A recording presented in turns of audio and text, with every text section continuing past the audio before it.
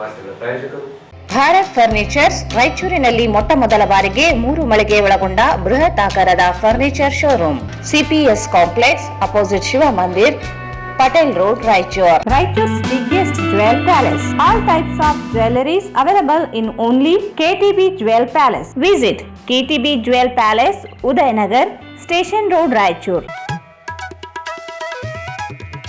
Sri Raghavendra Tuppa, Sri Raghavendra Ghee. Samparkisi Paramount Electricals, dealers in all kinds of electricals, goods, fans and LED products. Near Mahavir Chowk, Loharwadi, MG Road, Raichur.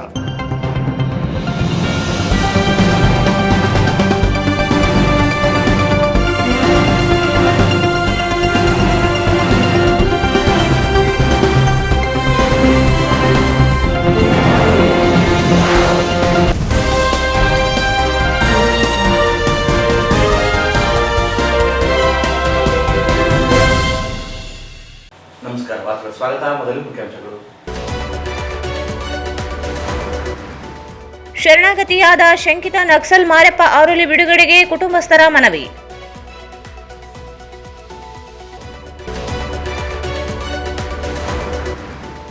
ರಾಜ್ಯ ಮಟ್ಟದ ಸರ್ಕಾರಿ ನೌಕರರ ಸಂಘ ರಾಜ್ಯದಾದ್ಯಂತ ವಿಸ್ತರಣೆ. ಮಹಿಳಾ ನೌಕರರ ರಕ್ಷಣೆಗೆ ಹೋರಾಟ. ರೋಶನಿಗೌಡ.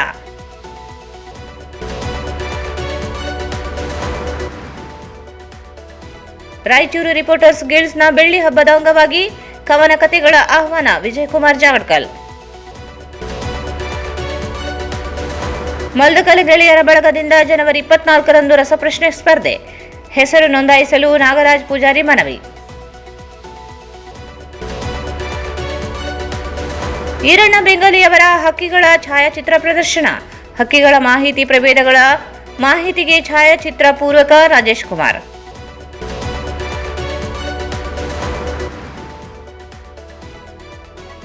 ಮತ್ತು ಪತ್ರಕರ್ತ ಅಶ್ರಫ್ ಹುಸೇನಿ ನಿಧನ.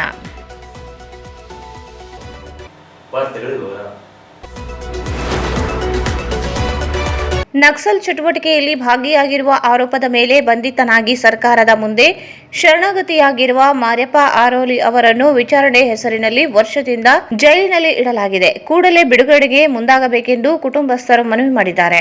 ಅವರು ಇಂದು ಮಾಧ್ಯಮಗೋಷ್ಠಿಯನ್ನು ಉದ್ದೇಶಿಸಿ ಮಾತನಾಡಿದ ಮಾರೆಪ್ಪ ಆರೋಲಿ ಪುತ್ರ ಚನ್ನಬಸವ ಆರೋಲಿ ಮಾತನಾಡಿ, ಶಾಂತಿಗಾಗಿ ನಾಗರಿಕ ವೇದಿಕೆ ನೇತೃತ್ವದಲ್ಲಿ ಕಾಡಿನಿಂದ 6 ಜನ ಶಂಕಿತ ನಕ್ಸಲರನ್ನು ಸಿಎಂ ಸಮ್ಮುಖದಲ್ಲಿ ಶರಣಾಗತಿ ಮಾಡಲಾಗಿತ್ತು. ಮಾರೆಪ್ಪ ಆರೋಲಿ ಸೇರಿದಂತೆ ಮುಂಡಗಾರು ಲತಾ, ಸುಂದರಿ ಕುತ್ತೂರು, ವನಜಾಕ್ಷಿ ಬಾಳೆಹೊಳೆ, ಕೆ ವಸಂತ್, ಟಿಎನ್ ಜಿಶಾ ಎಲ್ಲರೂ ಸರ್ಕಾರದೊಂದಿಗೆ ಮಾತುಕತೆ ನಂತರವೇ ಶರಣಾಗಿದ್ದರು.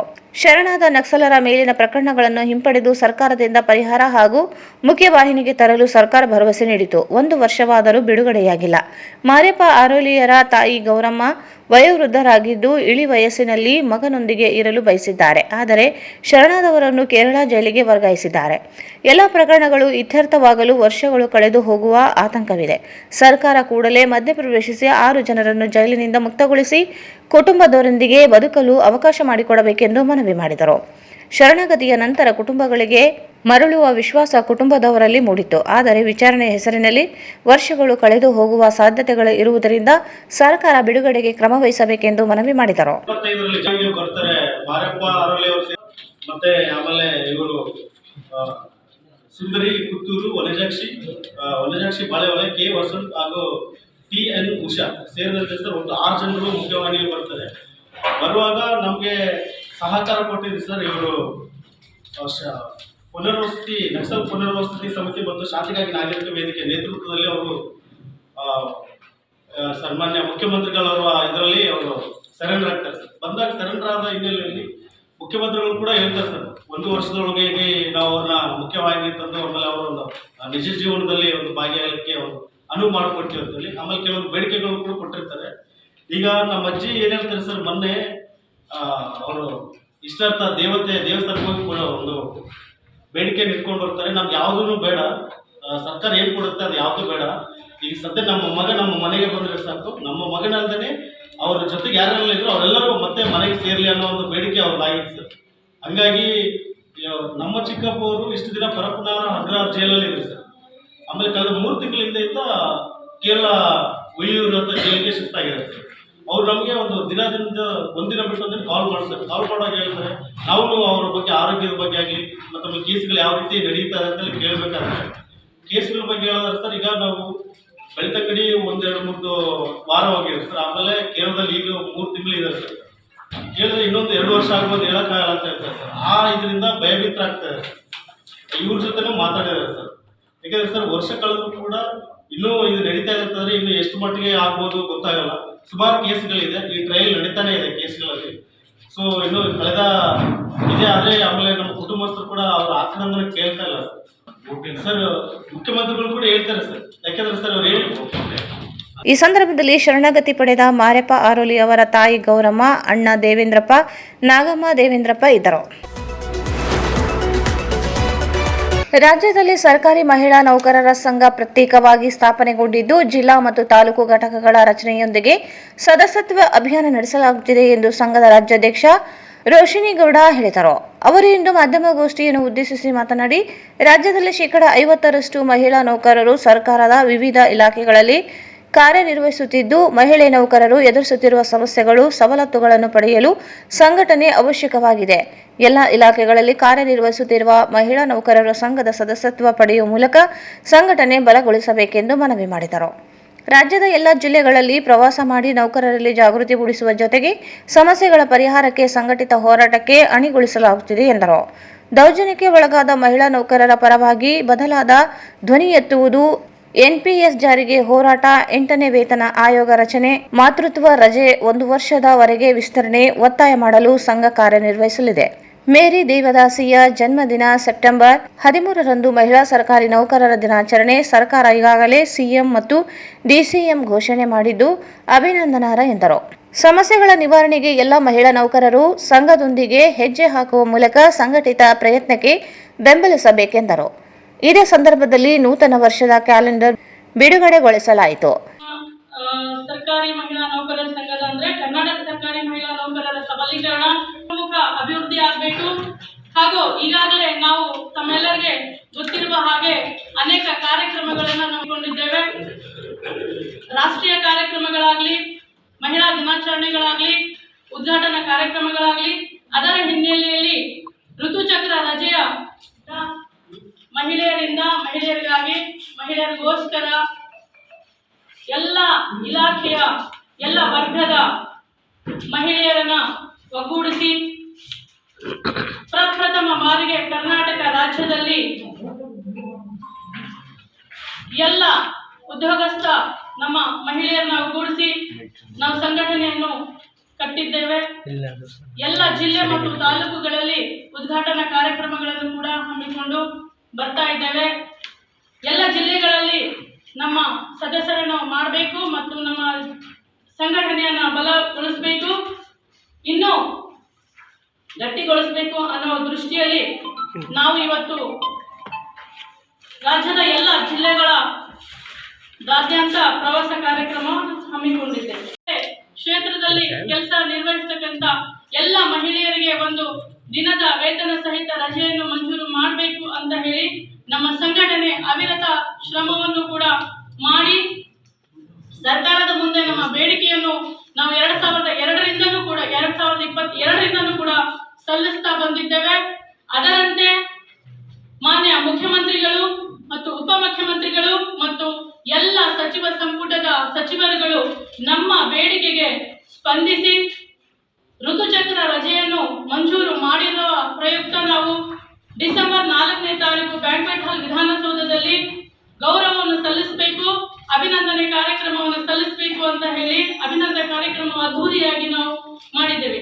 ಆ ಕಾರ್ಯಕ್ರಮದಲ್ಲಿ ಮಾನ್ಯ ಮುಖ್ಯಮಂತ್ರಿಗಳು ಸೆಪ್ಟೆಂಬರ್ 13 ಮೇರಿ ದೇವಾಸಿಯವರ ಇವಾಗೇನು ನೌಕರರ ಸಂಘಟನೆ ಇದೆ, ಆ ಸಂಘಟನೆಯನ್ನ ಮೇರಿ ದೇವಾಸಿಯವರು ಕಟ್ಟಿರ್ತಕ್ಕಂಥ ಸವಿನೆನಪಿಗಾಗಿ ಇವತ್ತಿಗೆ ಆ ಸಂಘಟನೆಗೆ 100 ವರ್ಷ ತುಂಬಿ ಹೋಗಿದೆ. ಹಾಗಾಗಿ ಅವರ ಸವಿನೆನಪಿಗಾಗಿ ನಾವು ಸೆಪ್ಟೆಂಬರ್ 13ನೇ ತಾರೀಕು ಮಹಿಳಾ ನೌಕರರ ದಿನಾಚರಣೆಯನ್ನು ಘೋಷಣೆ ಮಾಡಬೇಕು ಅಂತ ಹೇಳಿ ಕೇಳ್ಕೊಂಡಾಗ ಮಾನ್ಯ ಮುಖ್ಯಮಂತ್ರಿಗಳು ಅದೇ ಸಮ್ಮೇಳನದಲ್ಲಿ ಸೆಪ್ಟೆಂಬರ್ 13 ಮಹಿಳಾ ನೌಕರರ ದಿನಾಚರಣೆ ಎಂದು ಘೋಷಣೆ ಮಾಡಿರುತ್ತಾರೆ. ಆದೇಶ ಆಗಬೇಕು. ಅದೇ ರೀತಿಯಲ್ಲಿ ನಾವು ಇನ್ನೂ ಅನೇಕ ಬೇಡಿಕೆಗಳನ್ನು ಕೂಡ ನಾವು ಸಲ್ಲಿಸಿದ್ದೇವೆ ಸರ್ಕಾರದ ಮುಂದೆ. 8ನೇ ವೇತನ ಆಯೋಗ ರಚನೆ ಆಗಬೇಕು, NPS ಅದನ್ನು OPS ಆಗಿ ಜಾರಿ ಮಾಡಬೇಕು ಮತ್ತು ಮಾತೃತ್ವ ರಜೆಯನ್ನು 1 ವರ್ಷದ ಕಾಲಕ್ಕೆ ವಿಸ್ತರಿಸಬೇಕು ಹಾಗೂ ಮಹಿಳಾ ನೌಕರರಿಗೆ ಹಬ್ಬದ ಮುಂಗಡವಾಗಿ 50,000 ಹೆಚ್ಚಿಸಬೇಕು ಮತ್ತು ವಿದೇಶ ಪ್ರವಾಸಕ್ಕಾಗಿ ಅರ್ಜಿಗಳನ್ನು ಸಲ್ಲಿಸಿದ್ದಲ್ಲಿ ಒಂದು ವೇಳೆ ಆ ಅರ್ಜಿ ಸಕಾಲದಲ್ಲಿ ನಮಗೆ ಇದು. ಈ ಸಂದರ್ಭದಲ್ಲಿ ರಾಜ್ಯ ಖಜಾಂಚಿ ಡಾಕ್ಟರ್ ವೀಣಾ ಕೃಷ್ಣಮೂರ್ತಿ, ಎಂ ಆಶಾರಾಣಿ, ಜಿಲ್ಲಾಧ್ಯಕ್ಷೆ ವಿಜಯಲಕ್ಷ್ಮಿ, ವಾಣಿ, ಅಮರಮ್ಮ ಪಾಟೀಲ್ ಇದ್ದರು. ರಾಯಚೂರು ರಿಪೋರ್ಟರ್ಸ್ ಗಿಲ್ಡ್ಸ್ ವತಿಯಿಂದ ಗೀಳ್ನ ಬೆಳ್ಳಿ ಮಹೋತ್ಸವದ ಅಂಗವಾಗಿ ರಾಜ್ಯಮಟ್ಟದ ಪತ್ರಕರ್ತರ ಕತೆ ಕವನ ಸ್ಪರ್ಧೆ ಹಾಗೂ ಪತ್ರಕರ್ತರಿಂದ ವೃತ್ತಿ ಅನುಭವದ ಲೇಖನಗಳನ್ನು ಆಹ್ವಾನಿಸಲಾಗಿದೆ ಎಂದು ಗೀಲ್ಡ್ ಅಧ್ಯಕ್ಷ ವಿಜಯಕುಮಾರ್ ಜಾಗಟ್ಕಲ್ ಹೇಳಿದರು. ಅವರು ಇಂದು ಮಾಧ್ಯಮಗೋಷ್ಠಿಯನ್ನು ಉದ್ದೇಶಿಸಿ ಮಾತನಾಡಿ, ರಾಜ್ಯದ ಎಲ್ಲ ಜಿಲ್ಲೆಯ ಪತ್ರಕರ್ತರು ಈ ಸ್ಪರ್ಧೆಯಲ್ಲಿ ಭಾಗವಹಿಸಬಹುದಾಗಿದ್ದು, ವೃತ್ತಿ ಅನುಭವದ ಲೇಖನಗಳನ್ನು ಜಿಲ್ಲಾ ಪತ್ರಕರ್ತರು ಮಾತ್ರ ಕಳುಹಿಸಬೇಕು ಎಂದು ತಿಳಿಸಿದರು. ಕವನ, ಕತೆ ಹಾಗೂ ಲೇಖನಗಳನ್ನು ಫೆಬ್ರವರಿ 25ರೊಳಗಾಗಿ ಹಾಗೂ ರಿಪೋರ್ಟರ್ಸ್ ಗಿಲ್ಡ್ಗೆ ತಲುಪಿಸುವಂತೆ ಕಳುಹಿಸಬೇಕು. ಕತೆ, ಕವನಗಳಿಗೆ ಬಹುಮಾನವಿದ್ದು, ಕತೆಗಳಿಗೆ ಪ್ರಥಮ ಬಹುಮಾನ 10,000, ದ್ವಿತೀಯ ಬಹುಮಾನ 7,000 ಹಾಗೂ ತೃತೀಯ ಬಹುಮಾನ 3,000 ರೂಪಾಯಿಗಳನ್ನು ನೀಡಲಾಗುವುದು. ಉಳಿದಂತೆ ಕವನ ಸ್ಪರ್ಧೆಯಲ್ಲಿ ಪ್ರಥಮ ಬಹುಮಾನವಾಗಿ 5,000, ದ್ವಿತೀಯ ಬಹುಮಾನವಾಗಿ 3,000 ಹಾಗೂ ತೃತೀಯ ಬಹುಮಾನವಾಗಿ 2,000 ರೂಪಾಯಿಗಳನ್ನು ನೀಡಲಾಗುವುದು. ಜಿಲ್ಲಾ ಪತ್ರಕರ್ತ ವೃತ್ತಿ ಅನುಭವದ ಲೇಖನಗಳಿಗೆ ಯಾವುದೇ ಬಹುಮಾನವಿಲ್ಲ ಎಂದರು. ಕತೆ, ಕವನ ಹಾಗೂ ವೃತ್ತಿ ಅನುಭವದ ಲೇಖನಗಳನ್ನು ಪ್ರತ್ಯೇಕ ಪುಸ್ತಕಗಳಾಗಿ ಹೊರತರಲಾಗುವುದು. ರಾಜ್ಯ ಪತ್ರಕರ್ತರು ಈ ಸ್ಪರ್ಧೆಗಳಲ್ಲಿ ಭಾಗವಹಿಸಬೇಕು ಮತ್ತು ಜಿಲ್ಲಾ ಪತ್ರಕರ್ತರು ವೃತ್ತಿ ಅನುಭವದ ಲೇಖನಗಳನ್ನು ಕಳಿಸುವಂತೆ ಮನವಿ ಮಾಡಿದರು.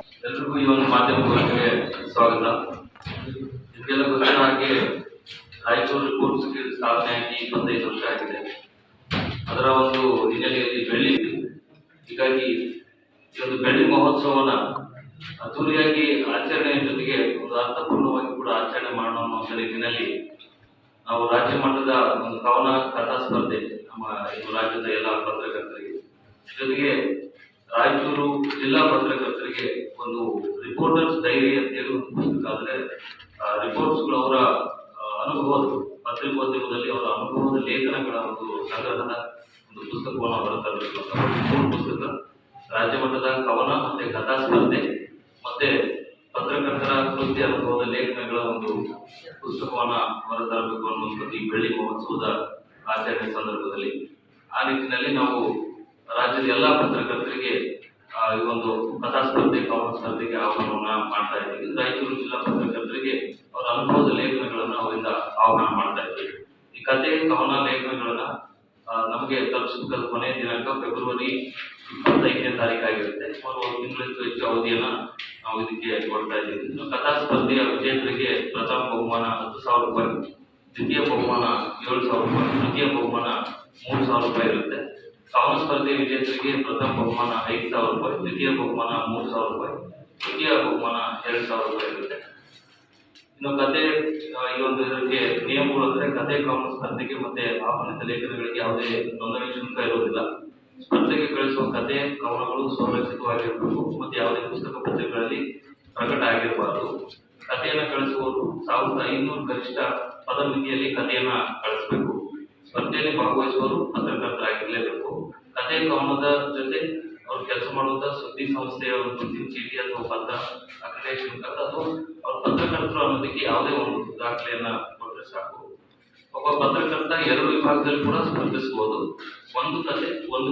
ಈ ಸಂದರ್ಭದಲ್ಲಿ ಸಂಘದ ಪ್ರಧಾನ ಕಾರ್ಯದರ್ಶಿ ವೆಂಕಟೇಶ್ ಹೋಗಾರ್, ಪ್ರಮುಖರಾದ ಈರಣ್ಣ ಕರ್ಲಿ, ಖಾನ್ ಸಾಬ್ ಹುಮಿನ್, ಚನ್ನಬಸವ ಬಾಗಲವಾಡ, ಶ್ರೀಕಾಂತ್ ಸಾವೂರು ಸೇರಿದಂತೆ ಅನೇಕರು ಇದ್ದರು.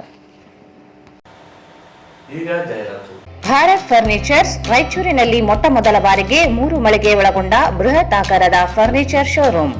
We have a office house, old and all types of furnitures. Dealers in wooden cot, dining table, sofa set, dressing table, computer table, tea tables, office chairs, steel almirah, wardrobe, TV stands, glassware items, sleepwell products, Dandro cello chairs, Supreme sofa set, Doco set furnitures, Sri Steel furnitures.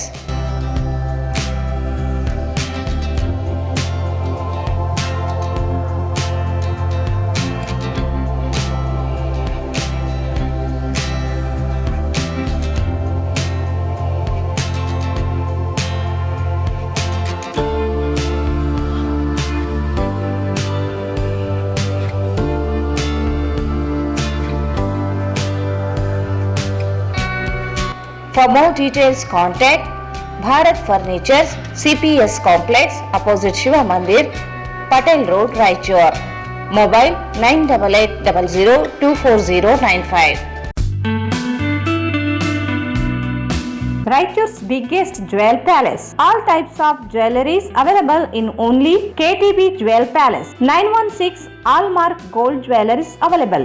ವಿಶೇಷವಾಗಿ ಬಂಗಾರದ ಆಭರಣಗಳಾದ ನಮ್ಮಲ್ಲಿ fancy earrings, fancy necklace, ಮಾಂಗಲ್ಯ ಮತ್ತು ಬಳೆಗಳು ಇನ್ನೂ ಅನೇಕ ತರಹದ ಆಭರಣಗಳು ದೊರೆಯುತ್ತವೆ. ಬೆಳ್ಳಿಯ ಆಭರಣಗಳಾದ ಕಾಲುಂಗುರ, ಕಾಲುಗೆಜೆ, ಬೆಳ್ಳಿಯ ಪೂಜಾ ಐಟಮ್ಸ್, ವಿವಿಧ ರೀತಿಯ ಆರ್ಟಿಕಲ್ಸ್ ದೊರೆಯುತ್ತವೆ. ರಾಯಚೂರಿನಲ್ಲಿ ಮೊಟ್ಟ ಮೊದಲ ಬಾರಿಗೆ ಯುವಕರಿಗಾಗಿಯೇ ಬ್ರಾಸ್ಲೆಟ್ಸ್, ಚೈನ್ಸ್, ಉಂಗುರಗಳು ಇನ್ನೂ ಅನೇಕ ರೀತಿಯ ಡಿಸೈನ್ಸ್ ಆಭರಣಗಳು ದೊರೆಯುತ್ತವೆ.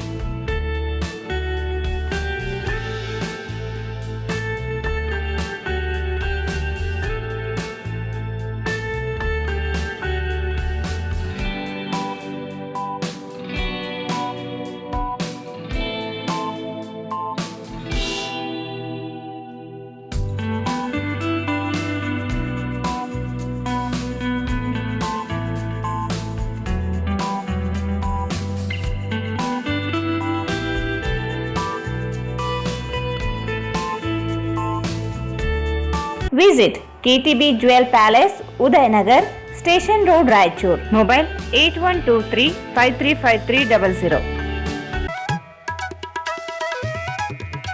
Sri Raghavendra Tuppa, Sri Raghavendra Ghee, Sri Raghavendra Tuppa, Sri Raghavendra Ghee. Paramount Electricals, dealers in all kinds of electrical goods, fans and LED products. ಈಗ ನಿಮ್ಮ ರಾಯಚೂರು ಮಹಾನಗರ ಪಾಲಿಕೆಯಲ್ಲಿ ಮೊಟ್ಟ ಮೊದಲ ಬಾರಿಗೆ 2000 ಚದುರ ಅಡಿಯ 2 ಮಳಿಗೆಗಳುಳ್ಳ ಬೃಹದಾಕಾರದ ಪ್ಯಾರಾಮೌಂಟ್ ಎಲೆಕ್ಟ್ರಿಕಲ್ಸ್ ಶೋರೂಮ್ ತೆರೆಯಲಾಗಿದೆ. ರಾಯಚೂರು ಜಿಲ್ಲೆಯ ಜನತೆ, ಎಲೆಕ್ಟ್ರಿಷಿಯನ್ಸ್, ಎಲೆಕ್ಟ್ರಿಕಲ್ಸ್ ಇಂಜಿನಿಯರ್ಸ್ ದೂರದ ಊರುಗಳಾದ ಬೆಂಗಳೂರು, ಹೈದರಾಬಾದ್ಗಳಿಗೆ ಹೋಗದೆ ಈಗ ನಮ್ಮ ರಾಯಚೂರಿನಲ್ಲಿ ಮ್ಯಾನುಫ್ಯಾಕ್ಚರಿಂಗ್ ದರದಲ್ಲಿ ಎಲ್ಲಾ ತರಹದ ಎಲೆಕ್ಟ್ರಿಕಲ್ಸ್ ಗೂಡ್ಸ್ ಗಳು ದೊರೆಯುತ್ತವೆ. Switch, plates, wires, fans, remote fans, ಹ್ಯೂಮರ್ಸ್, ಎಲ್ಲಾ ತರಹದ LED ಪ್ರಾಡಕ್ಟ್ಗಳು ನಮ್ಮ ಒಂದೇ ಮಳಿಗೆಯಾದ ಪ್ಯಾರಾಮೌಂಟ್ ಎಲೆಕ್ಟ್ರಿಕಲ್ಸ್ ನಲ್ಲಿ ಮ್ಯಾನುಫ್ಯಾಕ್ಚರಿಂಗ್ ದರದಲ್ಲಿ ದೊರೆಯುತ್ತವೆ. ನಮ್ಮಲ್ಲಿ ಎಲ್ಲಾ ತರಹದ ಕಂಪನಿಗಳಾದ GM, ಗೋಲ್ಡ್ ಮೆಡಲ್, ಐಫಾ, ಹೆವೆಲ್ಸ್, ಆಂಕರ್, ಲೀಶಾ, ಫಿನೋಲೆಕ್, ವಿಗಾರ್ಡ್, ವಿಪ್ರೋ, ಫೆಲಿಕ್ಯಾಪ್, K9, ವಿವಾನ್ ಇನ್ನು ಅನೇಕ ಕಂಪನಿಗಳ ಎಲೆಕ್ಟ್ರಿಕಲ್ಸ್ ಐಟಂಗಳು ಸಿಗುತ್ತವೆ.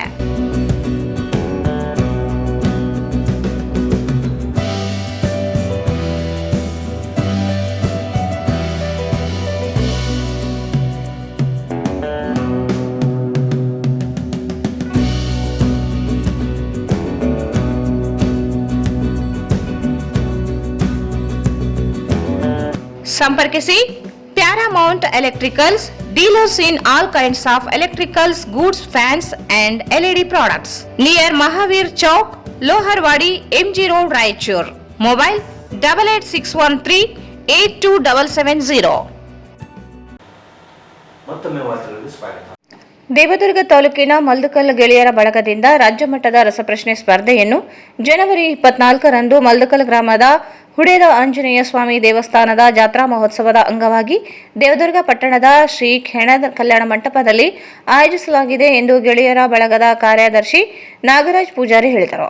ಅವರು ಇಂದು ಮಾಧ್ಯಮಗೋಷ್ಠಿಯನ್ನು ಉದ್ದೇಶಿಸಿ ಮಾತನಾಡಿ, ಗ್ರಾಮದ ಸಹಾಯಕ ಪ್ರಾಧ್ಯಾಪಕ ಡಾಕ್ಟರ್ ಮಾರುತಿ ಕುಮಾರ್ ಇವರ ನಾಯಕತ್ವದಲ್ಲಿ 4ನೇ ವರ್ಷ ರಸಪ್ರಶ್ನೆ ಸ್ಪರ್ಧೆಯನ್ನು ಜ್ಞಾನ ವೃಕ್ಷ ಟ್ರಸ್ಟ್ ದೇವದುರ್ಗ ಸಹಯೋಗದಲ್ಲಿ ಆಯೋಜಿಸಲಾಗಿದೆ. ಕಾರ್ಯಕ್ರಮದ ಸಾನ್ನಿಧ್ಯವನ್ನು ಮಲ್ದಕಲ್ ಶ್ರೀ ನಿಜಾನಂದ ಆಶ್ರಮದ ಶ್ರೀ ಗುರುಬಸವ ರಾಜಗುರುಗಳ ಸಾನ್ನಿಧ್ಯದಲ್ಲಿ ಹಾಗೂ ಸ್ಥಳೀಯ ಚುನಾಯಿತ ಜನಪ್ರತಿನಿಧಿಗಳು, ಅಧಿಕಾರಿಗಳ ಉಪಸ್ಥಿತಿಯಲ್ಲಿ ನಡೆಯಲಿದೆ.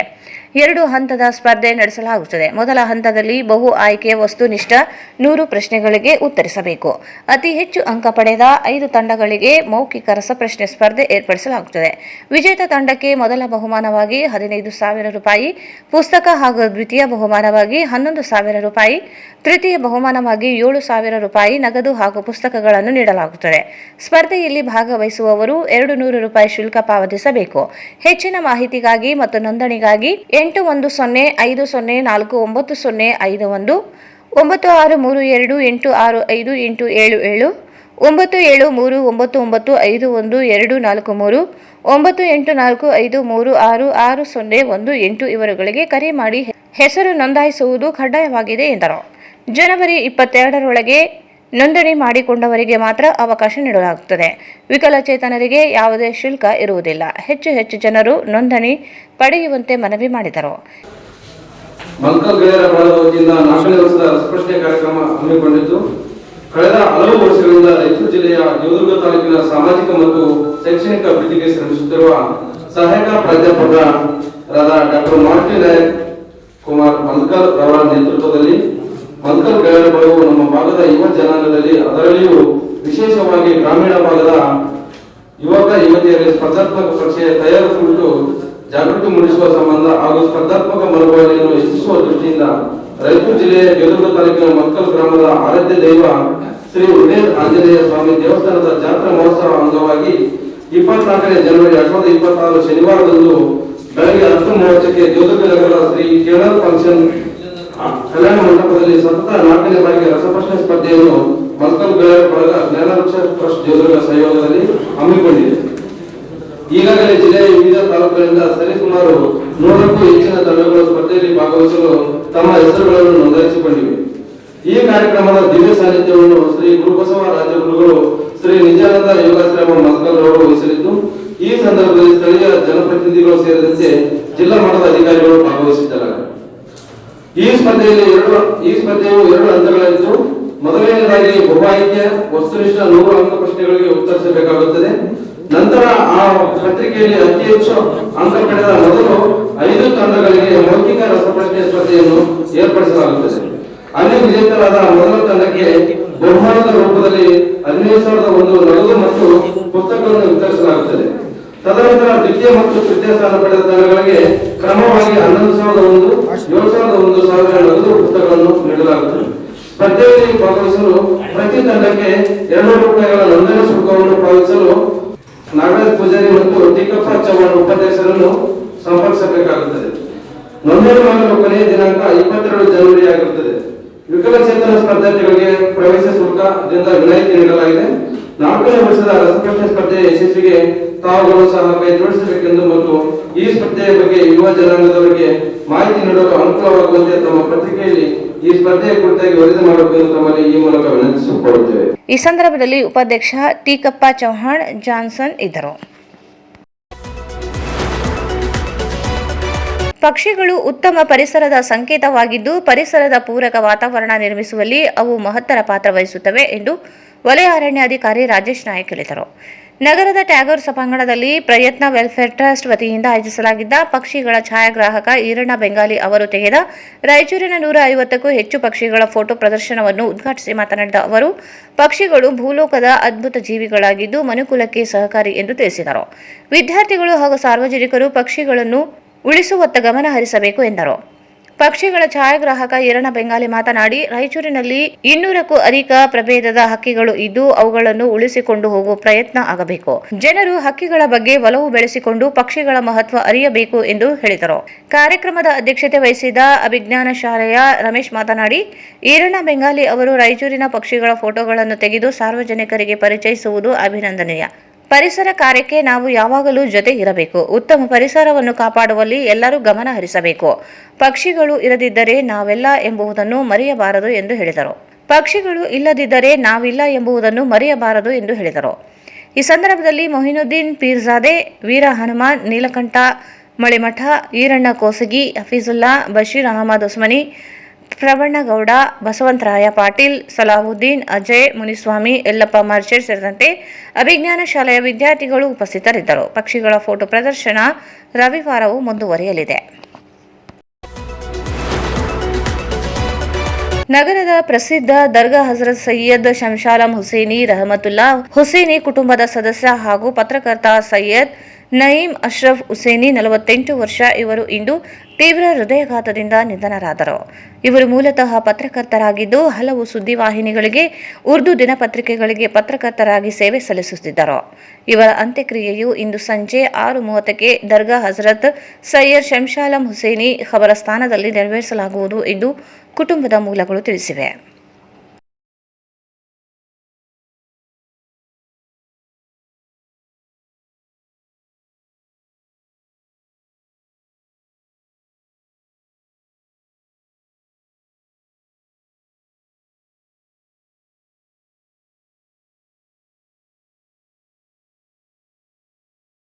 ಕೊನೆಯಲ್ಲಿ ಮತ್ತೊಂದು ಮುಖ್ಯಾಂಶಗಳು. ಶರಣಾಗತಿಯಾದ ಶಂಕಿತ ನಕ್ಸಲ್ ಮಾರಪ್ಪ ಆರೋಲಿ ಬಿಡುಗಡೆಗೆ ಕುಟುಂಬಸ್ಥರ ಮನವಿ.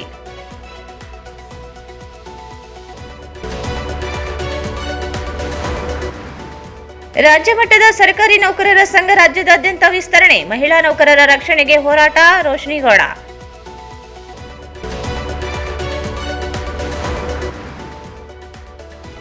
ರಾಯಚೂರು ರಿಪೋರ್ಟರ್ಸ್ ಗಿಲ್ಡ್ಸ್ನ ಬೆಳ್ಳಿ ಹಬ್ಬದ ಅಂಗವಾಗಿ ಕವನ ಕಥೆಗಳ ಆಹ್ವಾನ. ವಿಜಯಕುಮಾರ್ ಜಾವಡ್ಕಲ್.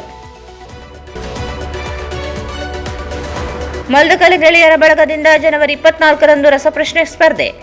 ಹೆಸರು ನೋಂದಾಯಿಸಲು ನಾಗರಾಜ್ ಪೂಜಾರಿ ಮನವಿ. ಈರಣ್ಣ ಬೆಂಗಲಿಯವರ ಹಕ್ಕಿಗಳ ಛಾಯಾಚಿತ್ರ ಪ್ರದರ್ಶನ. ಹಕ್ಕಿಗಳ ಮಾಹಿತಿ ಪ್ರಭೇದಗಳ ಮಾಹಿತಿಗೆ ಛಾಯಾಚಿತ್ರ ಪೂರಕ. ರಾಜೇಶ್ ಕುಮಾರ್.